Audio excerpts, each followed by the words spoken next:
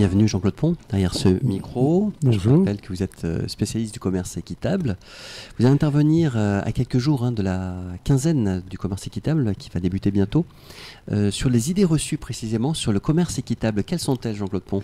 Oui, alors oui, ça va être la quinzaine du commerce équitable du 10 mai au 25 mai. Donc il y aura des animations dans toute la France par les acteurs du commerce équitable, dont Artisans du Monde.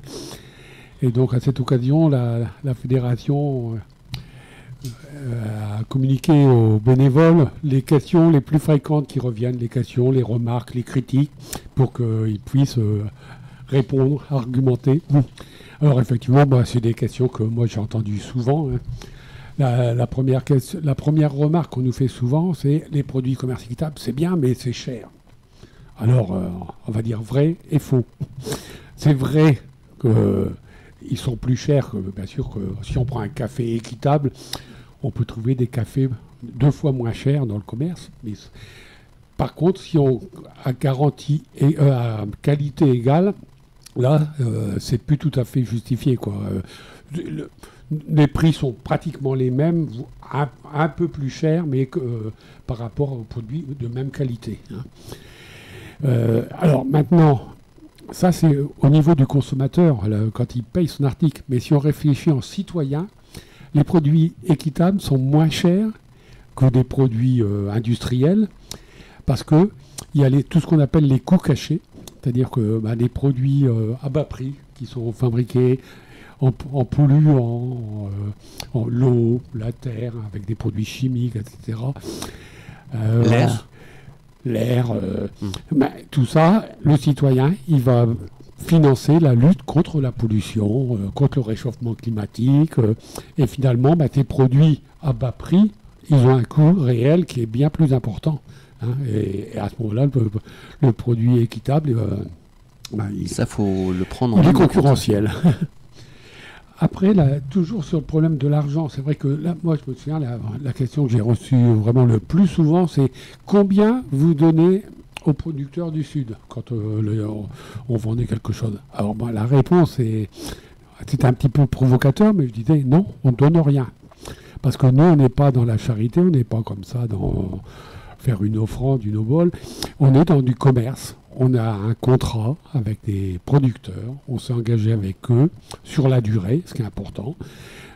Et les prix sont négociés avec le producteur pour qu'il ait un revenu suffisant. Il y a une prime en plus pour le commerce équitable, pour mener des projets.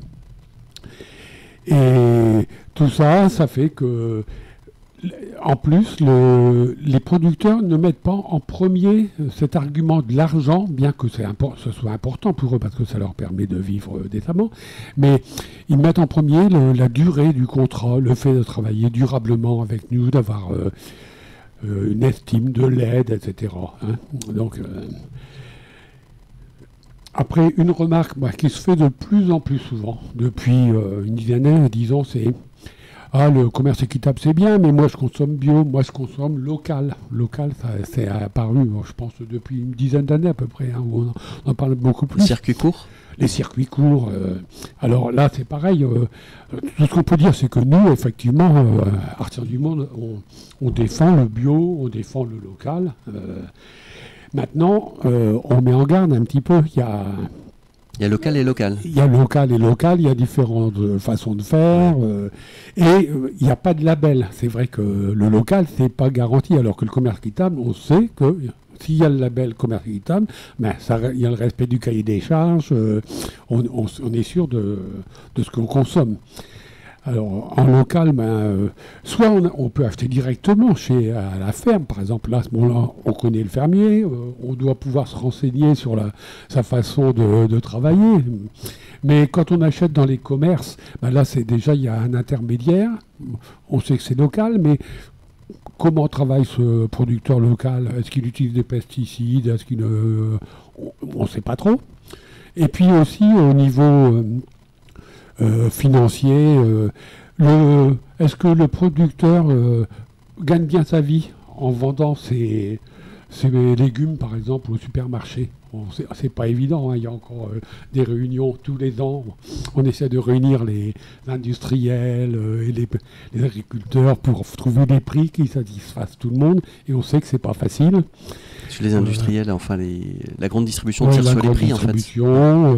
Et les industriels aussi qui mettent la pression pour acheter toujours le moins cher possible les produits de base. Hein.